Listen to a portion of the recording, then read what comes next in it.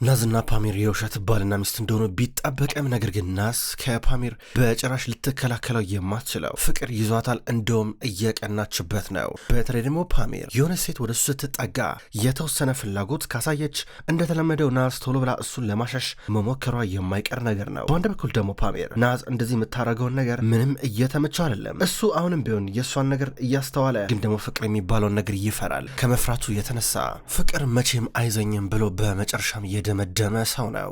ነገር ግን ታሪክ ላይ ያላቸው ክትትል አሁንም እንደቀጠለ ነው። ማፊያውን ለመያዝ በማስረጃ ብዙ ሙከራ እያደረጉ ናቸው። ናዝ እስካሁን ድረስ ከለቨንት ወይም ደግሞ ከፓሚር ጋር አብራ እየኖረች እንዳለ እናቷ አታውቅም። እስካሁን ድረስ እንግሊዝ እንዳለች ነው የምታውቀው። በአንድ በኩል ደግሞ ናሚክ የሷ አጎት አሁንም ከጎኗ ሆኖ ያግዛታል። አሁን በድንገት ዘይነብ መታለች። ዘይነብ የታሪክ ከሌላ ሴት የወልዳት የመጀመሪያ ሴት ልጁም አሁን ከተመለሰች በኋላ ከአባቷ ጋር እየተጨቃጨቀች ነው። ከዛም በኋላ እነ ናዝን ተዋወቀቻቸው። ለጥቂት ነበረ ፓሚር ልትቀርበው ስትሞክር ናዝ ያሸሸችው በቀጥታ ይዛው የመጣችው።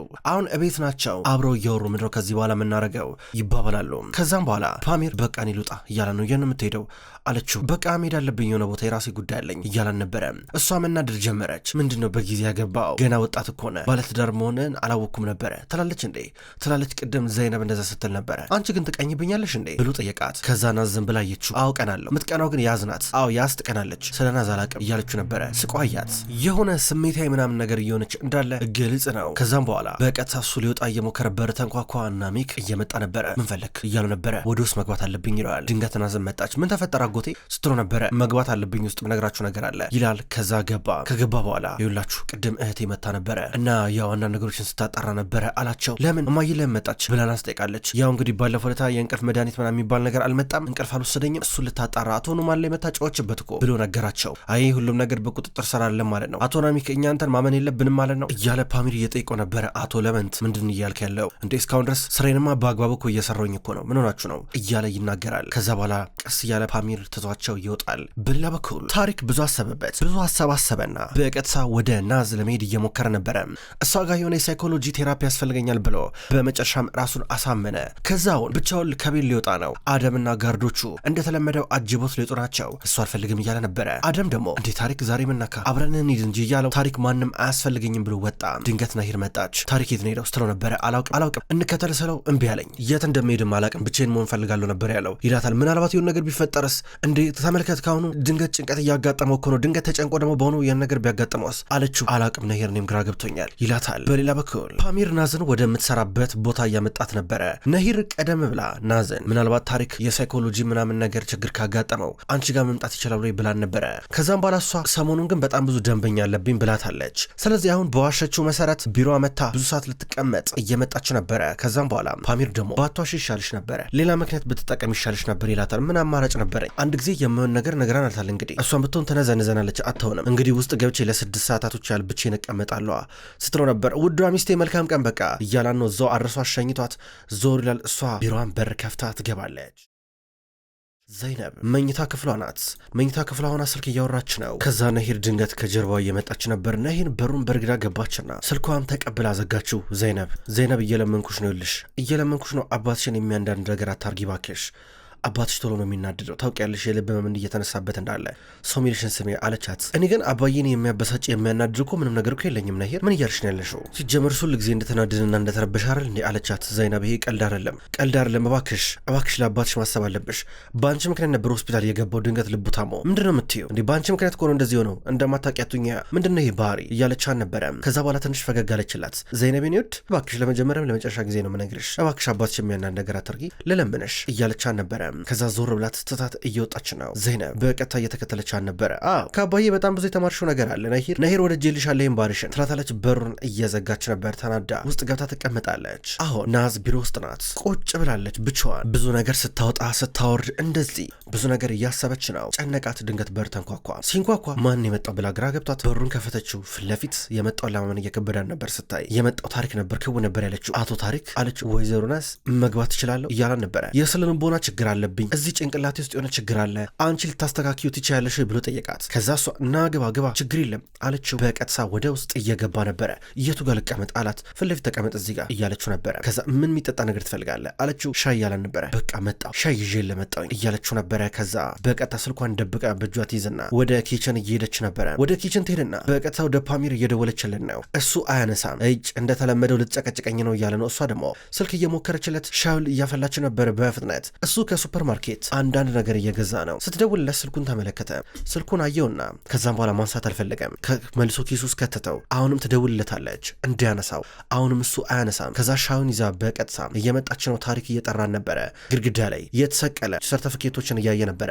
ግድግዳ ላይ የተሰቀሉ ሰርተፊኬቶች፣ የናስ ሽልማቶች እንዲሁም አንዳንድ የምስክር ወረቀቶች ናቸው እያየ። ናዝ በጣም ደስ ይላል፣ ብዙ ሽልማቶች አለሽ እያላን ነበረ።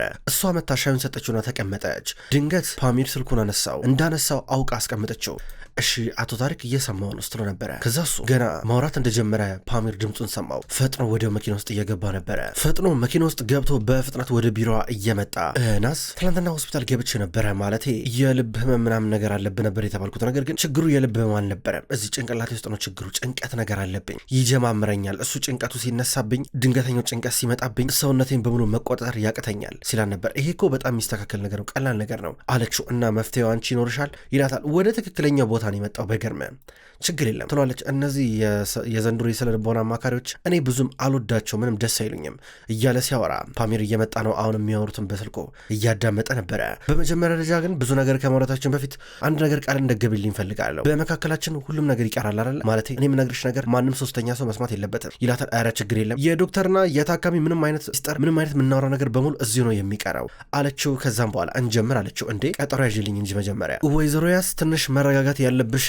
አይመስልሽም? ትንሽ ብትረጋጊ ጥሩ ነው ይላታል። እሺ በቃ ቀላ መቻችለ ብላ ማስታወሻ ደብተሯን እያወጣች ልትመዘግብ ነው። ቀና ብላ ትመለከተዋለች። ድንገት ፓሚር መጣና ከመኪና ውስጥ አልወጣም፣ ዝም ብሎ ነገሮችን ይመለከታል። ድንገት ታሪክ እየወጣ ነበረ ከናዝ ጋር ተያይዞ። አቶ ታሪክ አታስብ፣ ይሄ እንግዲህ በጣም ብሶ በህይወቱ ብዙ ጊዜ የሚያጋጥመው ነገር ነው። እኔ እናንተ በሳምንት 2 እንገናኛለን፣ በአንድ ጊዜ እናስተካክሏለን፣ አታስባለች። እሺ አመሰግናለሁ ወይዘሮ ናዝ ብሏት መኪና ውስጥ ገብቶ ሄደ። ድንገት ፓሚር መጣ። ከመኪና ውስጥ እየወጣ ወደ እሷ ቢሮ እየገባ ስልክ ደወለላት። የት ነበርክ አለችው ስልኩን እያነሳች። አረ ደረስኩኝ በር ላይ ነኝ እያለ ነበረ። ፈጥና ወደ በሩ እየጠጋችው ነው። በሩን ከፈተችው። በሩ ጋር ቆሟል። አየችውና ዘላ እያቀፈችው ነበረ። ደነገጠ። በጣም እንደናፈቃት ያስታውቃል። ምንድነው ናዝ በሰላም ነው እያለ ነበረ። ፈርቼ ነበረ ተመለከት እዚህ ጋር ያዝጉኔሽ የሳይኮሎጂ አማካሪ ይላል። ነገር ግን ፈርቼ ነበረ እያለችው ወደ ውስጥ ይዛው ትገባለች። ሁለቱም ሊያወሩ ወደ ውስጥ እየገቡ ናቸው። በሌላ በኩል ናሚክ የእሷ አጎት እዛው በር አካባቢ ነበረ። ፌርዲ ከሚባለው ከሱ ጓደኛ የስራ ባልደረባ ጋር እያወራ እቺ ያዘ የምትባል ሰው ትገላምጠኛለች፣ ሰላም አትለኝም በስነስርዓት እያለ ፌርዲ ይናገራል። ናሚክ ደግሞ የእህቱ ልጅ ስለሆነች እንደዛ ትበል እያለ እየተቆጣው። ድንገት እነ ፓሚር መጡ። ገና ከበር እየገቡ ነበር። ይህን ጊዜ ፌርዲ እንዴት እጄ ላይ የሆነ ሰውነትህ ላይ ሻይ ትደፋባለች ብሎ እየጠየቀው ነበረ። ፓሚርና ናዝ ከመጡ በኋላ መኪና ውስጥ ሆነው ሰላም እያሏቸው ወደ ውስጥ ገቡ። ከዛ የገዙትን ነገር በሙሉ ከመኪና ውስጥ እያስወጡ ነበረ። እኔ የምልህ ለምንድን ነው ግን ይሄ ሁላ ነገር ዛሬ የገዛው ምንድን ነው አልገባኝም ስትለው፣ ያው እንግዲህ ቤታችን ውስጥ የሆነ ድግስ ነገር እናዘጋጃለን፣ ደስ የምትል አጠር ያለች ድግስ ነገር ይላታል። ወደ ውስጥ ይዘው እየገቡ ምግቡን ቶሎ ለመስራት እየሞከሩ ናቸው። እዚህ አካባቢ ያሉ ሰዎችንም እንጠራቸዋለን። በነገራችን ላይ ዘይነብን እስኪ ተግባቢያት ጓደኛ ሁኛት እስኪ ይላታል። ዘይነብ እንግዲህ ከኔ የበለጠ አንተን ለማወቅ ነው እየጓጓች ያለችው እያለ ነበረ። ያው ስሜት የማይስ ነገር ማውራት ጀመርሽ ይላታል። አንተነ ስሜት የማይስ ነገር የምታወራው እኔ ያው ከአንተ ጋር ምንም አይነት ጊዜ ማመቻቸት የለብኝም ለዘይነብ እንድታገኛት። ዘይነብ ራሷ ሆን ብላ ወደ አንተ ትመጣለች እያለችው ነው። ሰዓቱ ሄደ፣ መሸ። ቁጭ ብላ ፊልም እያየች ነበረ። መጣ። ድንገት ምን እያየች ነው ይላታል። ፊልም እያየውኝ እዚህ ጋር የሆነ የሳይኮሎጂ አማካሪ አለ፣ እንዴት የእሱን ታማሚዎች ደንበኞች እንደሚያስተናግዳቸው እኮ እያየውኝ አለችው። ከዛ እሱ መጣና ቲቪውን ዘጋው። እንዴ ምን እያረክን ያለው ለምንድን ዘጋው እያለችው ነበረ። ከፊልም ነው ቁም ነገር የምትማሪው እንደዛ ነው እያለ ነበር። ምን ችግር አለው ባይ እያለችው ነበር። ቁጭ በይ አላት። አልገባኝም እያለችው ነበር። ተስተካክለሽ ቁጭ በይ እንዴት አድርገሽ ይህን ስራ መስራት እንዳለብሽ ነግርሻለሁ፣ ጊዜው እያለቀ ነው ይላታል። ምን ፈለገ ከኔ ትለዋለች። በስነ ስርዓት ተቀመጪ፣ ነገ እንዴት አድርገሽ ይህን ስራ መስራት እንዳለብሽ ልነግርሽ ነው እያላን ነበረ። እንዴት ጥሩ የስነ ልቦና አማካሪ መሆን እንዳለብሽ ላስተምርሽ አላት። እንዴ ፓሚር ምን እያልክ ነው ያለው? ሲጀመር የስነ ልቦና አማካሪ ነኝ እንዴ? እንኳንስ ጥሩ ልሆን አለችው። ቁጭ በይ እያለ ነበር። ተቀመጠች። እሺ ምን ልት ነው ነው ምንድነው ደግሞ ምን ልጀምር ነው አለችው። ዝም ብሎ ተመለከታትና እሺ ለምንድነው ዛሬ እዚህ ያለሽው ወይዘሮ ያስ ብሎ ጠየቃት። ከዛ እሷ ከት ብላ ሳቀችበት። እሱ ግን አይስቅም። ይቅርታ አልገባኝም፣ ምንድነው ምን እያልክ ነው ያለው? አሁን አንተ ስለ ቦና ማከረው ግን ስትሮ ነበር በደንብ ኢና ተማሪ ምን ማድረግ እንዳለብሽ እሺ ድጋሚ ልጠይቅሽ ወይዘሮ ያስ ለምንድነው እዚህ ያለሽው ብሎ ጠየቃት። ከዛ በደንብ አቀማመጧን እያስተካከለች ጥሩ ልንገርህ ለምን እዚህ እንዳለው አይደለ በእኔ በስራ ባልደረባዊ ምክንያት በማለት ተናገረች። ማለት እንዴት እያል ነበር። በሱ ምክንያት በቃ ምክንያቱ እሱ ይናደድብኛል፣ ሁልጊዜ ጠመም እንዳለብኝ ነው። በቃ ሁልጊዜ ይጠይቀኛል፣ ሁልጊዜ እንዴት ሆነ በምን ሆነ ለምን ሆነ ምናምን እያለ ሁልጊዜ በጥያቄ ያጣድፈኛል። አምነኝም እኮ ነው የምልህ ትሏለች። ታዲያ እሱ ስላንቺ የሚያስበው ነገር አንቺን ለምን ያናድሻል? ማለት እሱ ስላንቺ የሚያስበው ነገር ይሄን ያለ አንቺ ትርጉም አለው ማለት ነው እያለ ነበረ። እናድዳለሁ ምልህ ሰው ሁሉ እኮ ስህተት እኮ ይሰራል፣ ስህተት ይሰራል፣ ምንም ነገር ቢያደርግ ችግር የለም። ምክንያቱም ግን እኔና እሱ አብረን ስለምንኖር ነው የሚያናደኝ። እሱ የሚናገረው ነገር በሙሉ ለእኔ ዋጋ አለው፣ ለዛ ነው አብረን ስለምንውል አብረን ስለምናድር ምናምን ነው ስትለው ነበረ። ጥሩ እስኪ ተመሳሳይ ጥያቄ ልጠይቅሻ ታዲያ አንቺን ይላታል። የምን ጥያቄ ስትለው ነበረ። ታዲያ ትንሽ እንኳን ፍቅር ማሳየታች እያላን ነበረ። እንዴት ተብሎ እንዴት ተደርጎ እሱ እንደዚህ አይነት ፊት እያሳየኝ እያለችው ነበረ። አያትና ጥሩ እሺ አየሽ እንደዚህ ነው ማድረግ ያለብሽ፣ በስትክክል ሰውም ጥያቄ መጠየቅ አለብሽ፣ ማዳመጥ መቻል አለብሽ እያላን ነበር። ገርማን ነበር የምታየው። ታሪክ በሌላ በኩል ዛሬ ያስጋ ስለመጣ ትንሽ የተረጋጋ ይመስላል። ነዲ ስትመጣ ራሱ ከሌላው በተለየ መልኩ ፍቅር እየሰጣት ነበር። ልጁም ሲመጣ መናደድ ቶሎ ቱግ ማለት የለም፣ ለሱም ፍቅር እየሰጠው ነበረ። ከዛ በነገው ዕለት እነ ፓሚር ድግስ እንዳዘጋጁ እየነገረችው ነበረ። ናዝ በቀጥታ ወደ መኝታ ክፍሏ ትመጣለች። ፓሚር ቅድም ስጠይቃት የነበረው ነገር ትዝ አላት። እሱ የሚያወራው ነገር ይህን ያለ አንቺ ለምን ትርጉም ይኖራል ብሎ ስጠይቃት ምክንያቱም አብረን ስለምንኖር ብላ ነግረው ነበረ። ይህን እያየች በራሷ መሳቅ ጀመረች። ምክንያቱም የተለየ ስሜት እየተሰማን ነበረ። ከዛ ናፈቃትና ወደታች ወረደች።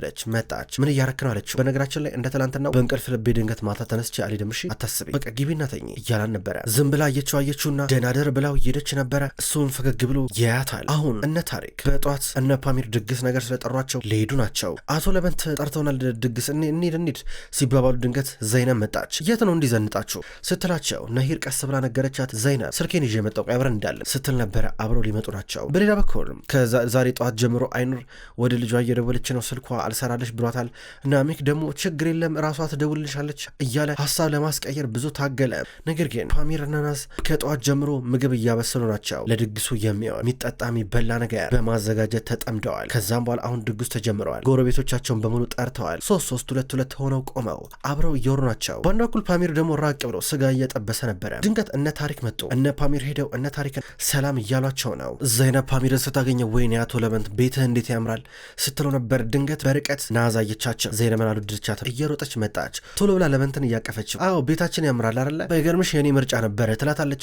ትንሽ ዘይነብ ደነገጠች። ሁለቱ አይን ለአይን እየተያዩ እየተሳሰቁ ማውራት ጀመሩ። አይደል እንዴ ህልማችን እውነት አልሆነ እያለች አይነንን እያየች ስትጠይቀው በአንድ በኩል ፓሚር ግርም ብሎት አዎ እያላን ነበረ። ይህ ሁሉ ነገር ዘይነብን እያስቀናት ነው። በአንድ በኩል እነሱ ተበታትነው ጥሩ ጊዜ ሊያሳልፉ ናቸው። ናዝ መጣኛ አንድ ጊዜ ብላ ወደ ኪችል ቴር ነው ነሂር እከተልሻለሁ እያለቻን ነው። ዘይነብን ሁሉም ነው የሚፈራት። እነ ኑማንና ጉንዳይ የሱ ሚስት እንኳን ሲያዩት ሰላም ለማለት አልፈልጉም። ዞር እያሉ ናቸው። ዘይነብ ራሷ መታ ሰላም እያለቻቸው ነው። ታሪክ እንዲሁም ፓሚር አብሮ ስጋ መጥበስ ጀምሯል። እዛው ጠጋቸውን ይዘው አብሮ ብዙ ነገር ይነጋገራሉ። ፓሚር ታሪክን በጣም መግባባትና ማቅረብ ስለፈለገ በስራው ጉዳይ ላይ ችግር እንደገጠመው ነገረው። ታሪክ ችግሩን ካዳመጠ በኋላ ችግር የለም እኔ ያለሁልህ እያሉ ነበር። አደምን ጠራው። አራሻውን ንገረን እያለው ፓሚር ይናገራል። የመኪና አስመጭና ላኪ እንደሆነ የሚያውቁት ገንዘብ በአግባቡ እየከፈለኝ አይደለም አንድ የኔ የስራ ባልደረባ እያለ ነገራቸው። እንደሚተባበሩት ይነግሩታል። ነሂር እንዲሁም ናዝ ደም ውስጥ ገብተው አብረው እየወሩ ናቸው። ከዛ በኋላ የሆነ የሚበላ ነገር ይዘው ይመለሳሉ። አሁንም ቢሆን ናዝ ፓሚርን በአይኗ እሱን መከታተሏን እንዳላቆመች ነው። ድንገት መጣውኝ ብላ ዞር ስትል ከታሪክ ጋር ተቀምጣ እያወራች እሱ ደግሞ ታሪክ ስለ ሳይኮሎጂው አንዳንድ ነገር እየጠይቃን ነበረ። እንዲህ ቢሆን እያላት አሁንም ሚስጥሩ እንደሚጠበቅለት እየጠይቃት እሷ አዎ እያለችው ድንገት ዘይነብ ደግሞ ያው ፓሚርን መግባባት ስለምትፈልግ በቀጥታ ከፓሚር አጠገብ እየቆመች ነበር። መታ የእሷና የናዝ ስልክ አንድ አይነት ነው፣ በጣም ይመሳሰላል። አጠገቡ ሆነ አሁን እያወራቸው ናዝ ድንገት በርቀት ተመለከተች። በጣም ነበር የተናደደችው። ከዛ በኋላ በፍጥነት ወደ እነሱ እየመጣች ነው። መጣችና አስቆመቻቸው። ከዛም በኋላ እዚህ ጋር ነበር የሆነ አጋጣሚ የተፈጠረው። ይህም ዘይነብ የናዝን ስልክ ወሰደችውና ይዛ ተቀመጠች። የእሷ መልኳ መስሏት ናዝ ደግሞ ተናዳ በቀጥታ ፓሚርን ፈልጋለሁ ብለው ወደ ኪችናቸው መጡ። ምሮ ችግር አለ እንደ እያለ ነበረ። አዎ ችግር አለ ለምሮ ከዘይነብ ጋር እንደዛ የምታወራው ትላለች። ለምሮ የምትቀኝ ቆይ አንቺ እያላ ነበር። አዎ ቀንቻለሁ የቀናችሁ ደግሞ ያዝናት ብላ ድጋሚ እየተናገረች ነበረ። እሱ ይስቅባታል። ስራ እኮ ነው እያላን ነበር፣ እንደዚህ የሚባል ነገር የለም ብላ እየጮችበት ነበረ። እያጨናነቃት ነው። በዚህ መስማማት ከበዳቸው። ከዛ ይስቅባታል፣ እሷም ትስቃለች። እንዲህ እየተሳሳቁ በቃ እንውጣሽ ይባባላሉ። በአንድ በኩል የናዝ እናት አሁንም ደጋግማ እየደወለች፣ ያው የናዝ ትክክለኛ ስልክ ያለው ዘይነብ እጅ ነበረ። ስልክ ሲደወል ቪዲዮ ኮል ነው። አነሳቸውና አንቺ ማነሽ ናዝ የለችም እንዴ ስትላት ያዝ አለች ቆይ አንድ ጊዜ ብላ ስልኩን አዞረችላት። አንድ ላይ ለመንት እንዲሁም ያዝ አብረው እየመጡ ነበረ። ተመልከች ይሄው ባለቤቷ ይሄው አቶ ለመንት አናግሬው ስትል ነበር። ስልኩን ሰጠቻት። ወዲያው ፓሚር ስልኩን ተቀበላትና ማናት እያለ ነበረ። እሱ በካሜራ እየታየ ድንገት ናዝ ከኋላ መጣች። ናዝን ከኋላ አይኑር ስታያት ደነገጠች። እንዴ ናዝ ምድረ መሳሪው መቼ ነው ያገባሽው ብላ እየጠየቀች ነበረ። አፏን ያዘች። ወዲያው ፓሚርና ናዝ ደነገጡ።